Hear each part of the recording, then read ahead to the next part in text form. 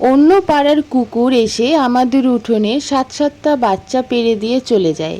হ্যাঁ, মাঝে মধ্যে আসে, একটু দুধ দেয়, দিয়ে আবার চলে যায়। কিন্তু বাচ্চাগুলো আস্তে আস্তে বড় হচ্ছে, তাদের খাবার দাবারের তো কোনো ব্যবস্থাই নেই।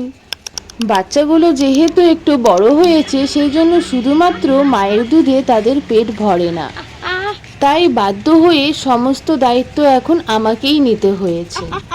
3 বেলা করে খাওয়া দাওয়ার এখন আমাকেই দিতে হয়, না হলে চোখের সামনে বাচ্চাগুলোকে মরতে দেখলে বড়ই কষ্ট হয়। 2টো বাচ্চা তো শীতেই মরে গেছে, এখন 5টা বাচ্চাই আছে। এখন ভাত রান্না করার সময় মনে করে ওদের জন্য চাল নিতে হয় আমায়। ভাত, মাছ, মাংস যাই রান্না করি না কেন, ওদেরকে 2 বেলা করে ভাত মেখে দেই।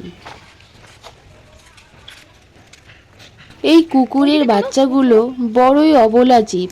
এরা মুখে কিছু বলতে পারে না, কিন্তু ভালোবাসা অফুরন্ত দেয়।